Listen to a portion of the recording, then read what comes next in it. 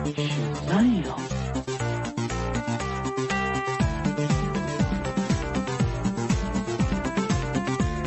Smile.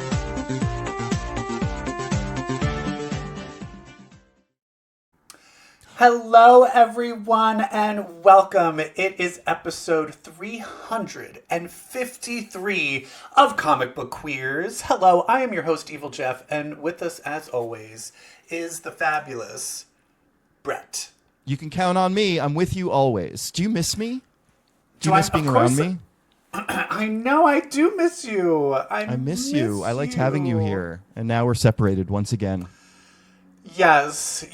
New York was like such a fever dream. And it's so weird. My other friend who moved to DC and is friends with Homo Superior now, like he does improv with them. He, for his birthday, he went to New York and went to see Oh Mary and Death Becomes Her. So basically... It's what the gays do. He's copying me, kind of. Yeah. When every gay to visit New York. Yes. But yes, I'm still dreaming of New York. I miss it so. Just in time for autumn, too. You can come back, experience every season.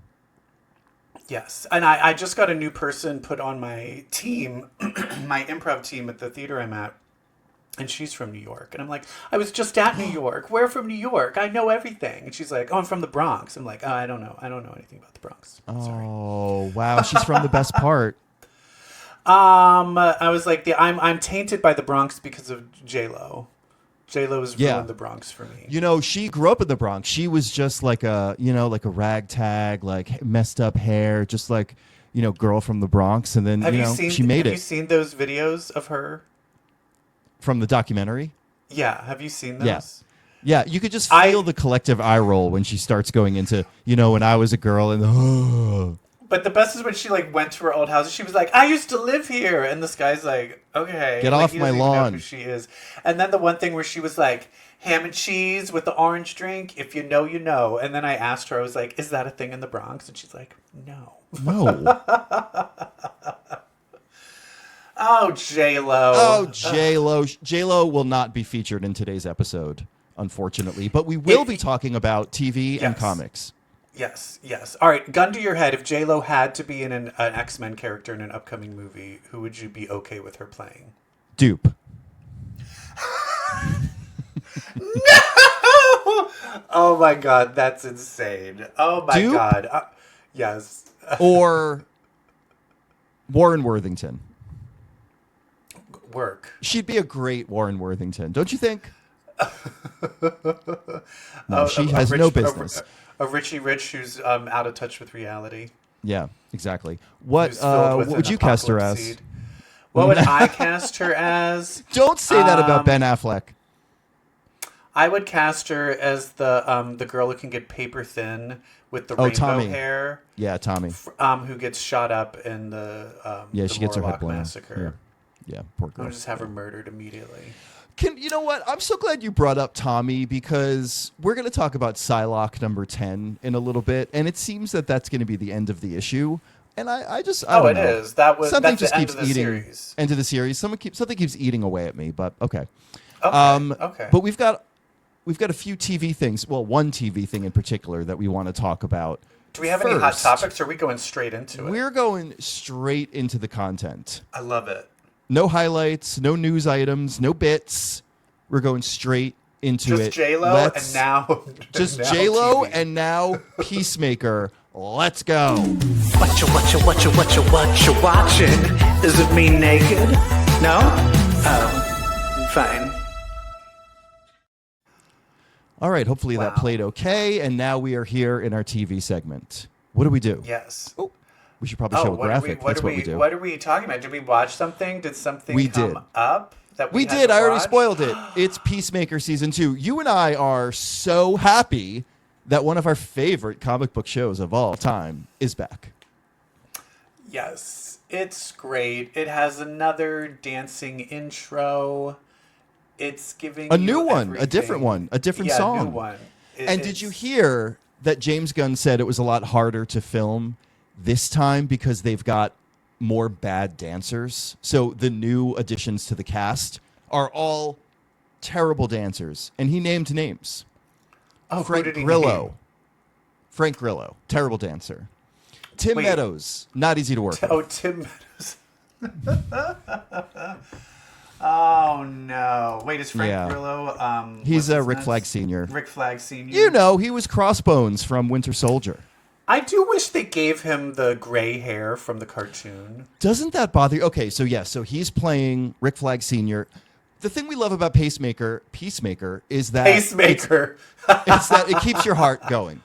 It's a continuation of the James Gunniverse DCU proper, the new DCU, the new 52 DCU, EU, cinematic version, is continuing in Peacemaker from Superman, and so it's a little bigger, more purpose.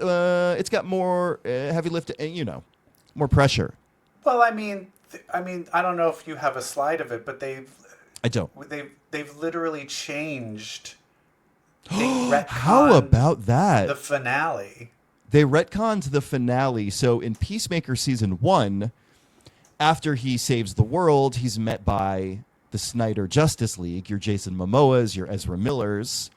Now, they've revised it so that after he saves the world, he's met not by the Justice League, but the Justice Gang in the form of Hawkgirl and Guy Gardner from Superman. Yeah, I think that's amazing. What a smart move.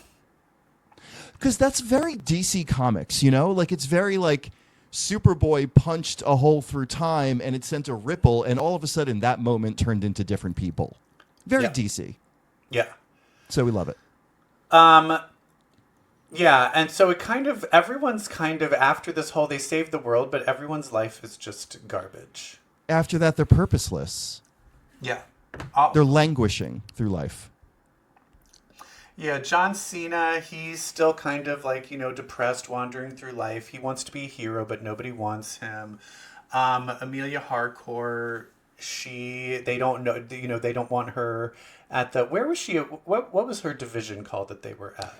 I think she was NSA and she was assigned to work with Argus. But basically what happened is after the events of Season 1, Amanda Waller has blacklisted her from all, so she can't get a job anywhere. Yeah, and Amanda Waller's daughter, Adebayo.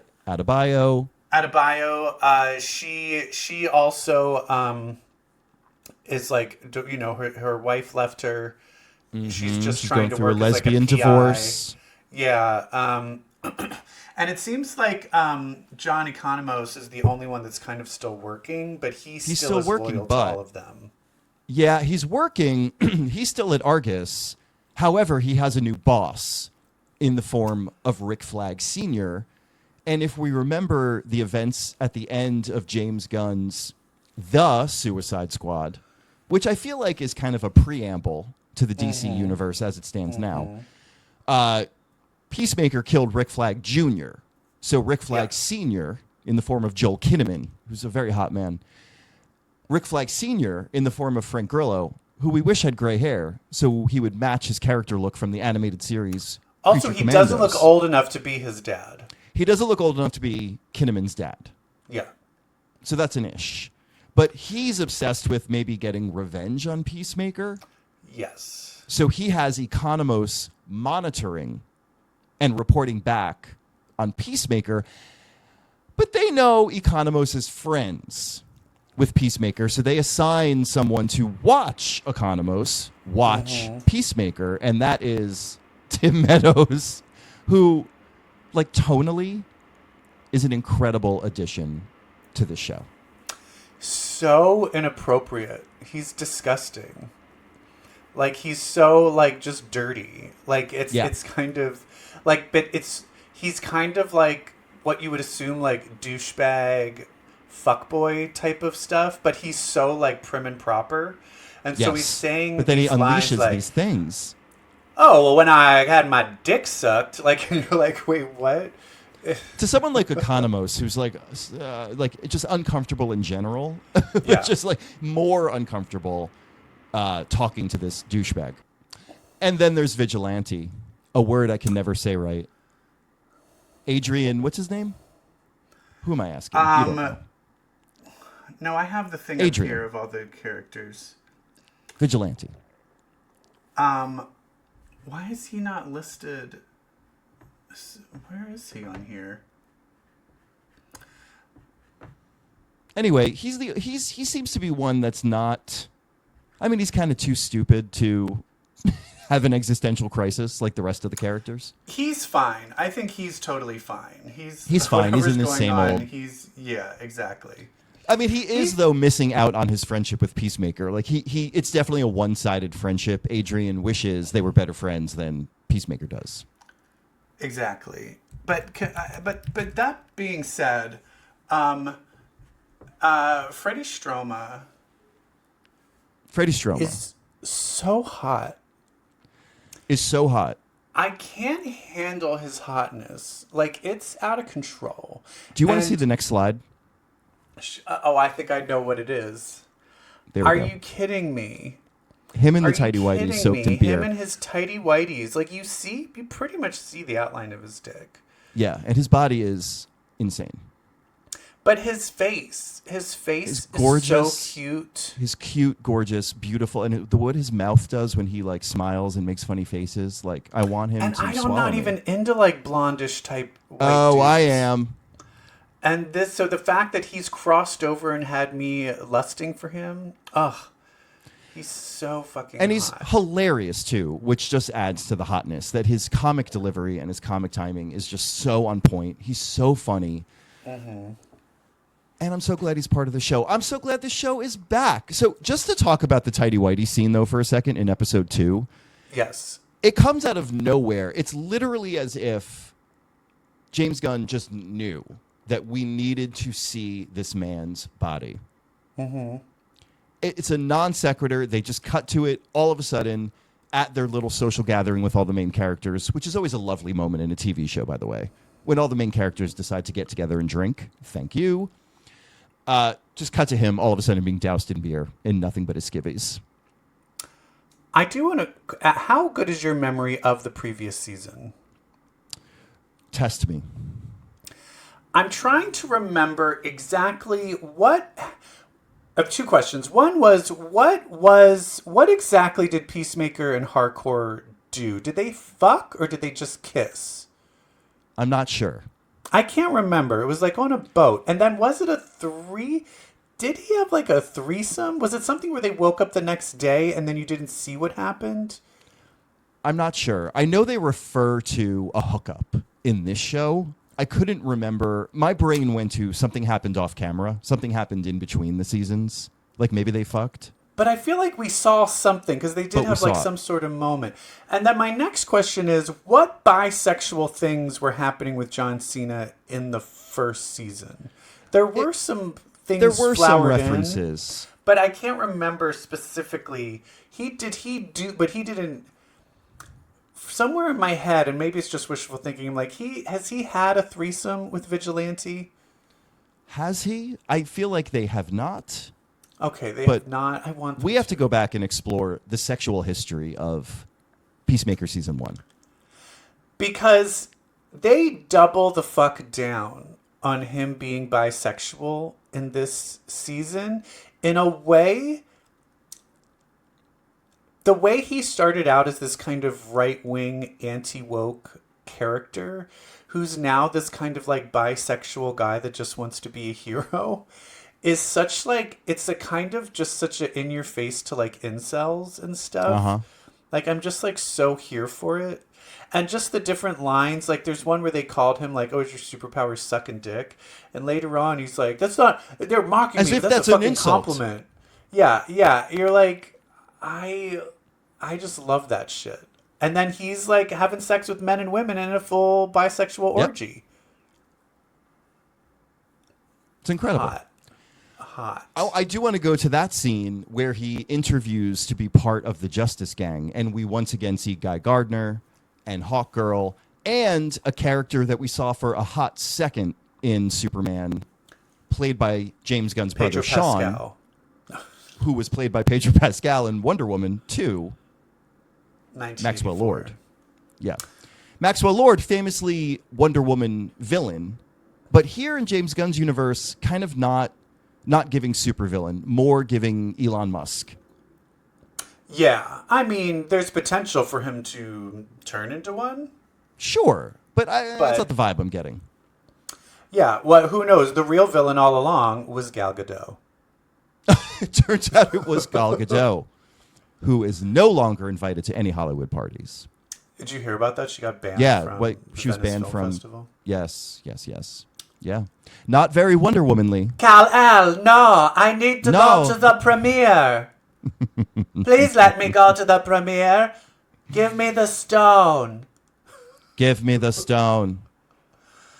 Oh, God. I don't believe in war fights. I do love, yeah, I just kind of loved, like, the comedy, the pathos, the action. It's very... I watched, like, some YouTube channel, like, it's one of those, like, essayists, and he was kind of talking about he was honestly comparing the Pirates of the Caribbean franchise to the MCU,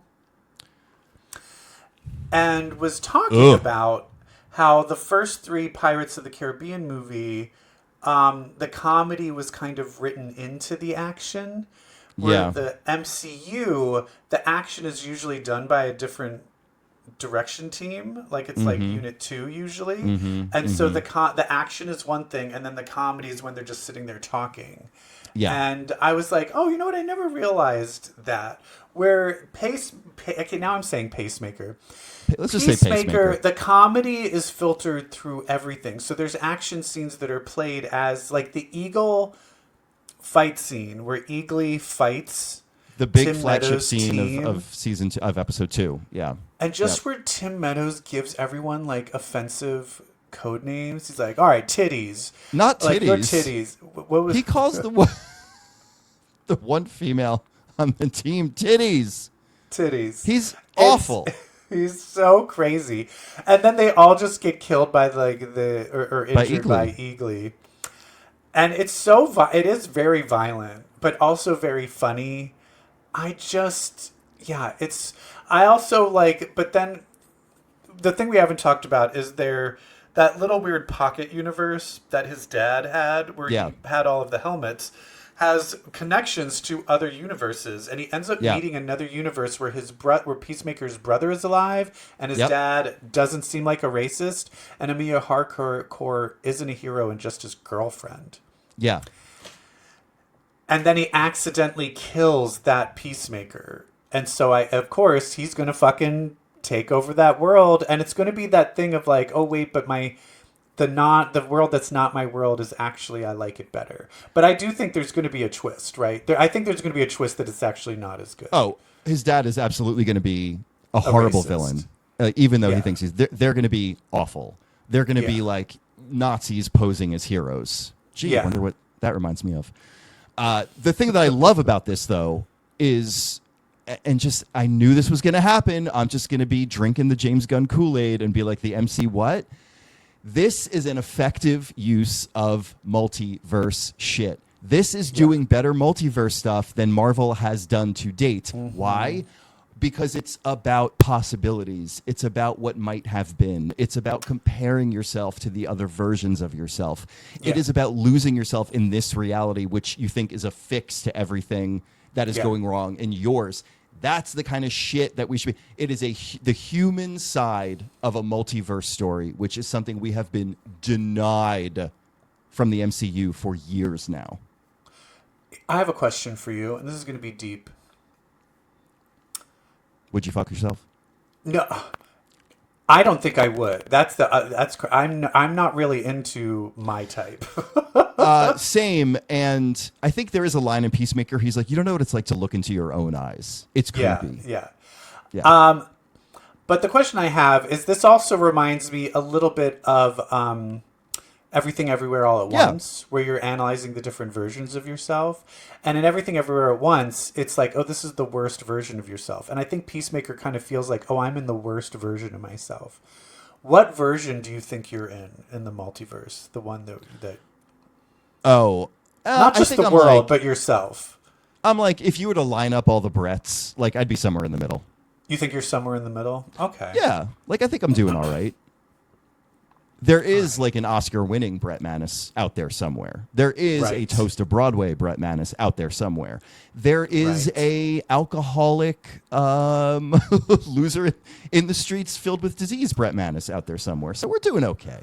Okay, yeah, I guess I'm in the middle too. Yeah. Yeah, maybe a little above average. Sure. I think you're basically doing the best I you want more possibly money. can, actually.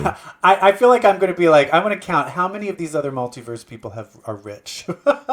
Right. And then It's the end, all by no, net what if worth. and then I'm going to have a thing to be like, you're the richest of all of your virgins. Whoa! This is the best. Hey, one thing Anyway. about Eagly. What about One thing about Eagly? Eagly, and this is just like James Gunn is a good storyteller.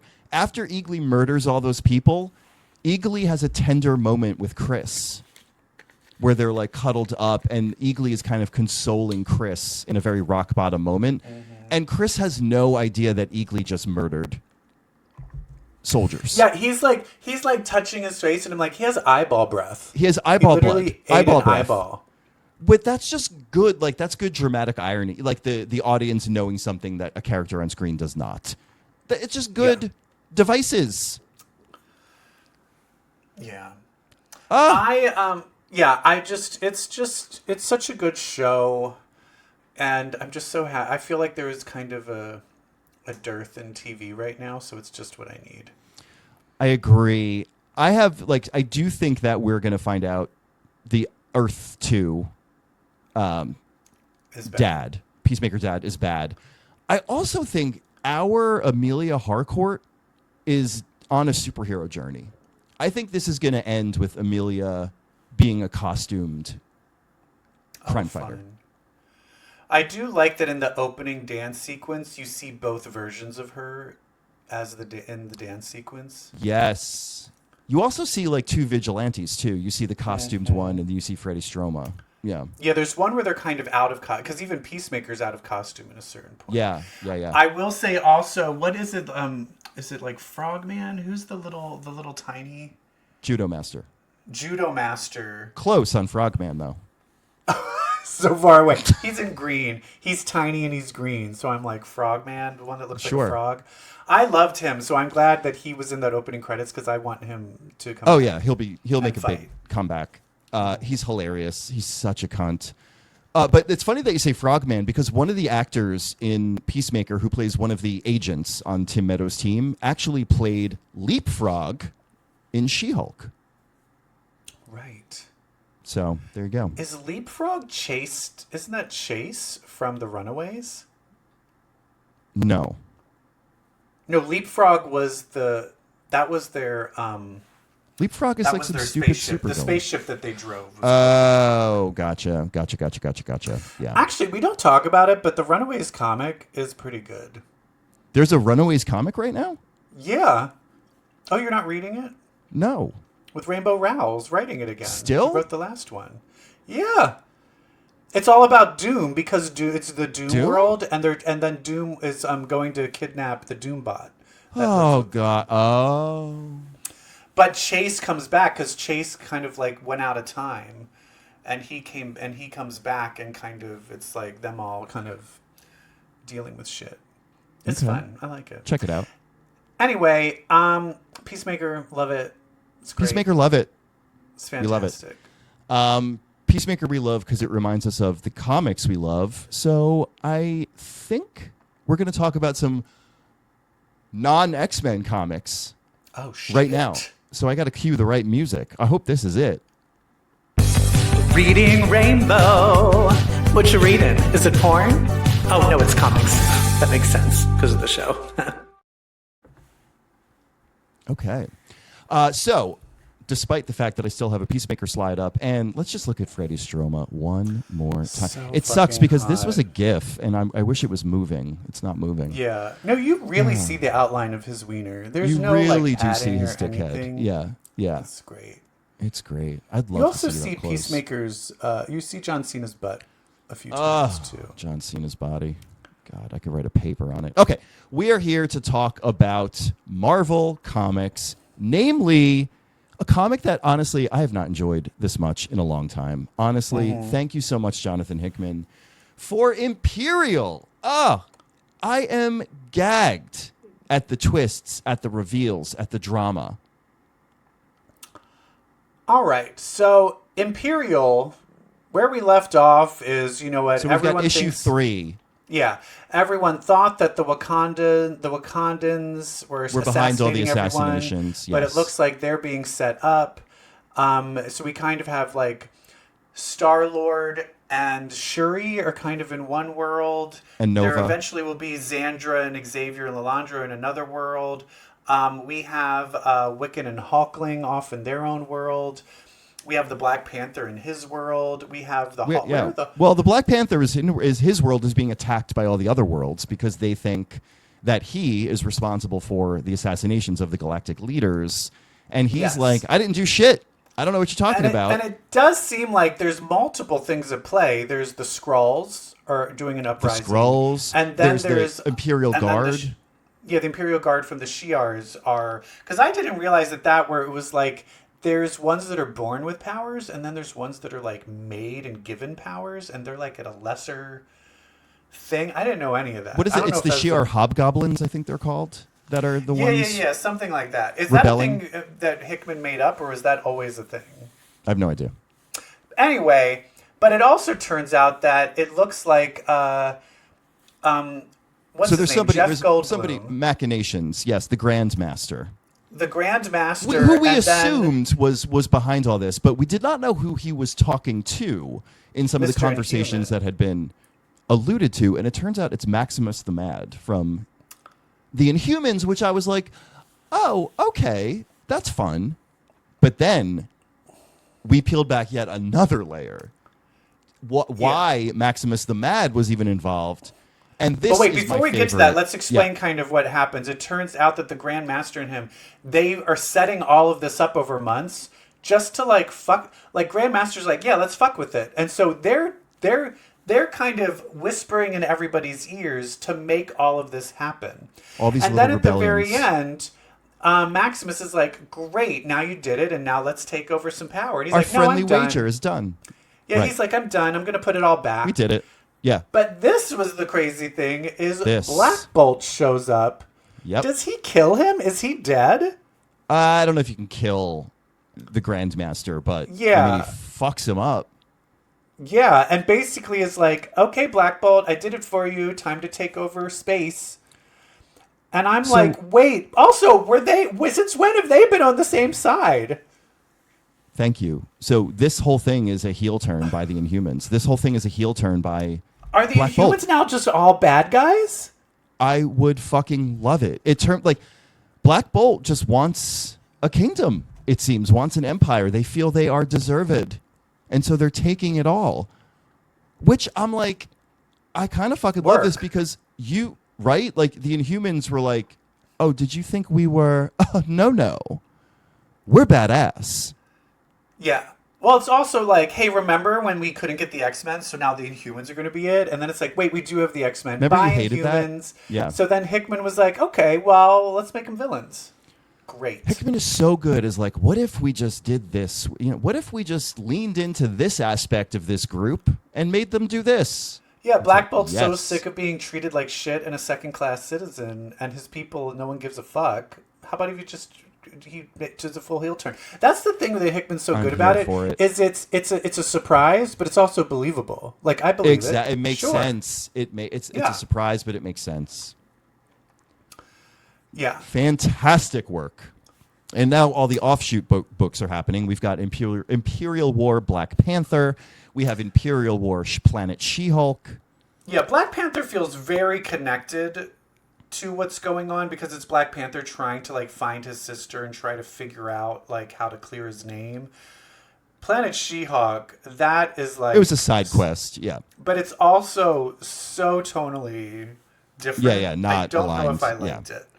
Yeah. Having the fourth wall break She-Hulk in the Imperial comics, I don't know if that worked for me. Yeah. I mean, I do like the situation that like Bruce was like, listen, I need you to rule Sakaar, Scar, whatever it's called, while I'm gone, I'll be back in 5 minutes. And she's like, okay, 5 minutes. And he's like, 5 minutes. And then an hour goes by. She's like, fuck. Yeah, It's and not then he's coming just back. like not coming back, and she's like, great. So I like that, yeah. But it was weird to have this like comedic murder mystery in the middle. But it's a comedic murder mystery. In the end, she's like, oh, they all did it. And then Murder on the Orient Express, to spoil Yeah, that. but also the fact that it was like he was beaten and hung and poisoned and stabbed, and you're like, oh, they all did it. And then it's like we all did it. So I was like, okay. Yeah. And then they were like, okay, so you're under arrest. Oh, it's legal what they did. Oh, okay, so never mind. And Okay, like, so why what did are we I read doing? this? Why did I read this? Yeah. But for me, the tonal shift of it, Yeah. I don't know if we need like a funny comic side of this Imperial story. Because the thing that works about Imperial is it's a thriller. Yeah. It's not comedic. Yeah, it's kind of like if Severance was like... Had like a jokey episode starring Zach Cherry. Or no, just like a little side, like, oh, and now watch this little side story that's like a full like sitcom-esque. That's like full slapstick. Yeah. Yeah, it just Yeah. wouldn't work. Yeah.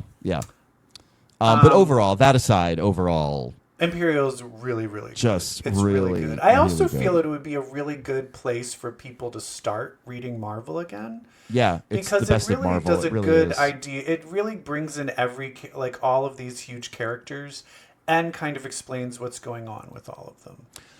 The other thing it's going to do is reunite the Young Avengers. It's going to reunite Billy and Teddy after very long with the rest of the team, it seems, because they're stranded in space, left for dead, don't know what they're going to do, how they're going to survive.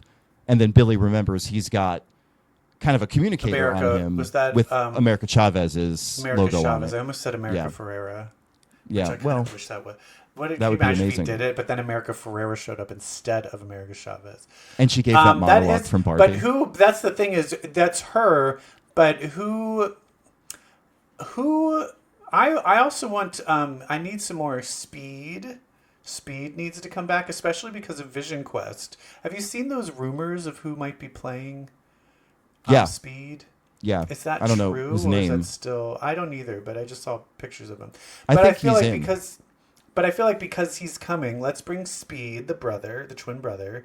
Let's bring Hawkeye. Yeah, we need Kate Bishop. We need That's Kate mine. Bishop. Yeah. America Chavez. Who else? And Ms. do we Marvel. want? And Ms. Marvel. Yes, love it. Love that. Love that for them. So excited for that. Excited for Xavier and Lilandra in Exiles. Excited for Billy and Teddy. Excited for where this Inhumans Black Bolt stuff is going. Make him a villain. You remember? I think a lot of people are like, "Oh no, Marvel's doing their space crap again." But this is like, and Hickman's like, Their "No, space make it good." crap. But no, I think a lot of people are like, don't like all the space stuff in the Marvel universe.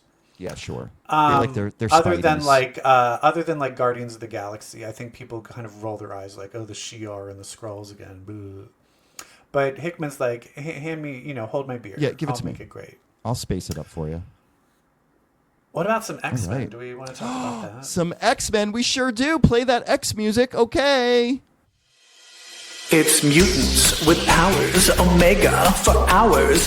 Bitch, let's read some X-Men.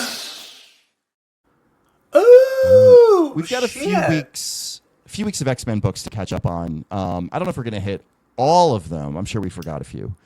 But we're going to hit a lot of them. And we're going to start with Psylocke number 10. Oh. And last issue. Last issue of the series. Huh. It's done. It's done, which I liked this one. Yeah, this is one that it could have kept going because it actually was well written and had good character arcs and was fun. Yeah. Unlike a certain other solo series that we will be talking about later. Which are going to keep going because they just got a new creative team. And we'll talk about that in a little bit. Well, maybe that's hopefully. Maybe that's some things. yeah. But basically, Psylocke. Yeah, Psylocke. I don't know what to really say about it. It's just kind of the conclusion of it with her old friend, and and she's kind of been taken over by that kind of demon character, and she's like white-haired Psylocke. But basically, the demon is like, I'm here to I'm here to avenge all like children and innocent people that have been murdered, and you're a bad person. And she's like, yeah, but like, my friend here, she's gonna murder a whole bunch of other people. And she was like, oh yeah, you're right. She's like, oh yeah, so no, she is kind of worse. Yeah, and so she kind of weighs her options, and then Psylocke's able to be freed. Yay! And it ends with a very typical. Like, I finally have learned to be confident in myself. Like, okay, good for you, Psylocke. Yeah, I do still, and I've said this many a time before, I do wish they address more. They really are pretending that Grey Crow did not murder. This is what we're talking. This is what I alluded to earlier. Like, it's really, when you brought up Tommy, I was like, yeah, Grey Crow. Like, because Grey Crow's the one that shot her in the head. Yeah. And so many others. And it's like, you never really quite... And not just that, but children. Like, literal children. Like, straight up murder and shoot them up. Yeah, like, you shouldn't be in this loving relationship with this wonderful woman. I'm sorry. Or you have to, like, full on address it. I think people are like, oh, yeah, he used to be a bad guy. But it's like, people don't realize the Marauders are the worst of the worst bad guys. They were the worst of the worst. Yeah. It's one thing if you're like, I want ultimate power and I'll stop at nothing and I'll kill soldiers. It's like, no, they were just they were genociding. Yeah. With him in particular. Yeah. I think he did get a comeuppance during the Krakoa era. There was a scene where Morlock showed up and beat the shit out of him. Yeah, but I think it's still, I don't know, it's still not, and I do like the character now. That's the sad thing is I do like the character and I like their relationship. But what would make me like him more is if he decided that he needed to pay for what he did. Yes. So, but that being said, this is great. I know. Really I just really wish we had one more arc, and it was about that. It was about Psylocke and him having to face that. They've done a lot of bad things. Yeah. He's like robbing banks for his income now. I'm like, this guy gets away with quite a lot. Everybody. Yeah. Mm-hmm. But I do like that we're building up this kind of history of Conan and not Betsy Braddock. And not Betsy. That, it's like, this is her story. Yes. Which I like. I do want more Betsy Braddock, though, too. I wish. And you're not going to get it in Emma Frost's White Queen. Wait, however. Before we get into Emma Frost, can I just throw one last thing about Betsy Braddock? Yeah. I think she needs to have the title of Captain Britain taken away from her. I think that needs to be a story. I think it needs to go back to her brother, Brian. And I think it's preventing her from growing as a character because it's just the mantle of Captain Britain is now just overwhelming everything about her. I want to have her just go back to being a psychic. Because that's the other thing is like, we never got to fully see, does she have a psychic knife? Because she has like her sword. But I want to see the difference of like, what's just regular Psylocke Betsy Braddock? What is she like with her powers compared to Conan? Right. Without the Captain Britain crap. So I kind of want to see that. Yeah. All right. Well, we can move on. Now we can talk lady about of the hour. Emma Frost, White Queen, number 3, continues to keep me engaged, keep me interested, make me laugh, make me love her. I do like it. It's fun. However, it is still like, well, she stays part of the Hellfire Club. So I know that's the only thing is the stakes aren't crazy high because we know that like she's going to be back in. You know what we've never seen though? Like we've never seen Emma try to do good by people before the Trevor Fitzroy incident. We never saw a Hellfire Club Emma with the traits. And I said this about issue 1 of this series. This is what I like. We've never seen Emma Frost, the X-Man, in there under the rubble of the White Queen of the Hellfire Club. in her origin story series, kind of. Yeah, sure. I guess. But that's the origin, but none of that. It was all before. But she wasn't in the Hellfire Club then. Right. Right. So it's just little things like, and I joked about this before we started recording. So this starts with a nightmare she's having, and then she wakes up and Hellfire Club soldiers are trying to kidnap her. Her nightmare is of Storm calling her an evil woman. Well, it's a montage of things, but one of them is Storm looking at her going, evil woman. And I just really love that, because I love that Emma is struggling with the fact that this woman who she probably looks up to thinks she's evil. And Emma does not like being called that. Because this is the thing, is Emma doesn't like a lot of women, but when she sees Storm, she's like, yes, girl, yes, Listen, queen. And then she's like, you're evil. And then she's like, yeah, she hates me. She hates me. I wish she would respect me as much as I respect her.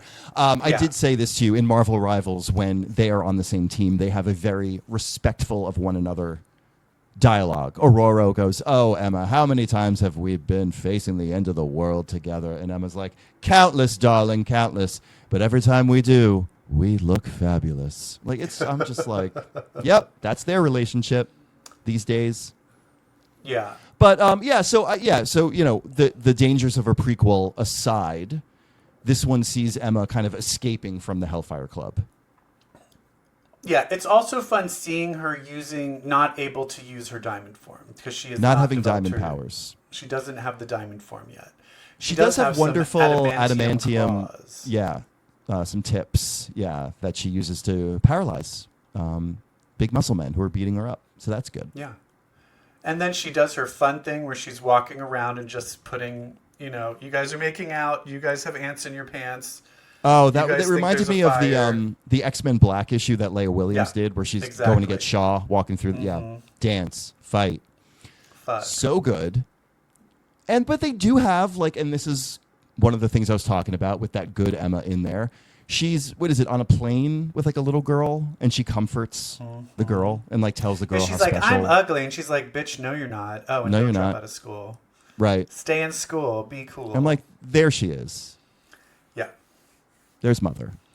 That's another dialogue she has. I just discovered it when Emma's with Sue Storm on a team. They have a little bit of an exchange, and then Sue goes, well, from one mother to another, you certainly are a gem. And Emma goes, thank you, dear. And while you are a mom, I'm not quite sure you're a mother.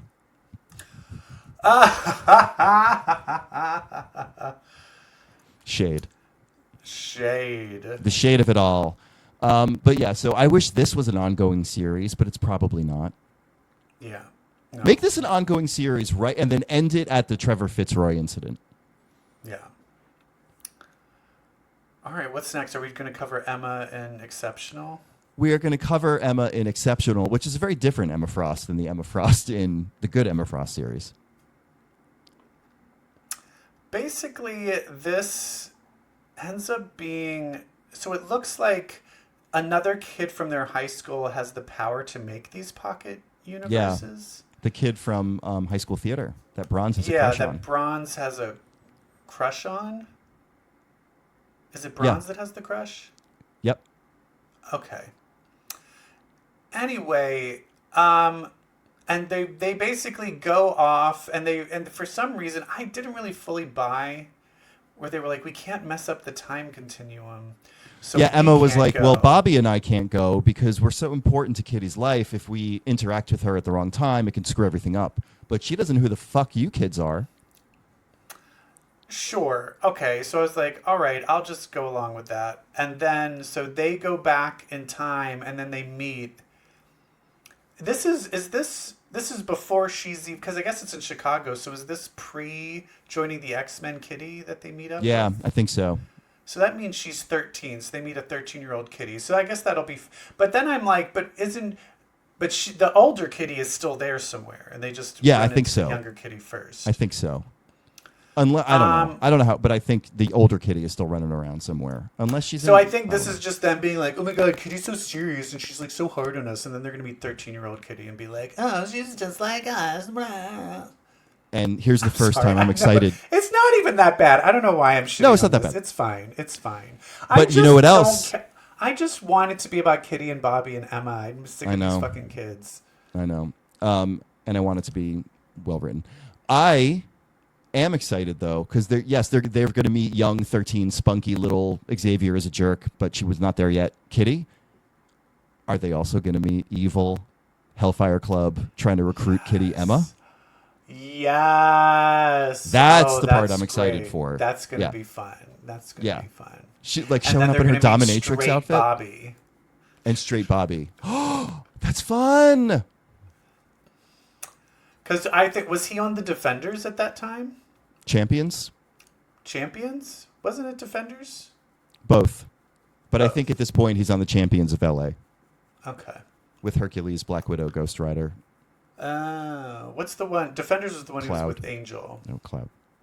Defenders, he was with Angel. No, Beast. Cloud. I get them two very confused. All right, what do we got next? Phoenix. Oh, God. Jean. So this is getting new writers? This is getting a new creative team after Age of Apocalypse. Age of Revelation. Good, because this is so bad. It's the same writer as the Planet She-Hulk, by the way. Didn't like that either. Yeah, so Jean accidentally created a simulacrum of her sister. Yeah. When she took on Thanos? Yeah. So now it's like she's basically Elsa from Frozen. Is the sister Olaf? With Olaf. Yeah. It's that plot? I don't know. Yeah. The least interesting way to have the sister come back. Yeah, so then the whole universe is like, she doesn't belong here. You must destroy her. She's not part of the natural order of things. And I don't buy that for a second, because we have Rachel Gray. Like, there's so many people in this timeline that don't belong. I mean, we don't have a being created in a white-hot room because Jean farted. This is our first. Fine, whatever, but who cares? I don't care about any of it. I hate it. And then she's like, oh, am I not real? And then I'm like, I guess not, and I don't care. Like, literally, if she Jean dies, does, if she though. doesn't die... Jean's like, I'm keeping her. I'm keeping my baby. Because I made up my mind. She's like, I'm keeping my baby. She's like, eternity don't preach. I just because hate then it. eternity, I think, and all those gods like chaos and order and all them, they It had show up at the Oblivion. end. Some of those are from the GODS comic. See, when I said that she's not part of the natural order of things, that got my brain thinking, that's where these fuckers should be. The gods fuckers, like Wynn and them, they should be in this book. Yes. Because the Oblivion They would character, make this book interesting. it's drawn like the character from Gods. And I don't know, is that character has always been in the Marvel Universe, or did they invent it Oblivion? in that comic? Yeah. Yeah, always. But is that what he always looked like? No, they always look different. Like even them showing up in those humanoid forms at the end, like they all look because he different. looks like the way it looked in that comic.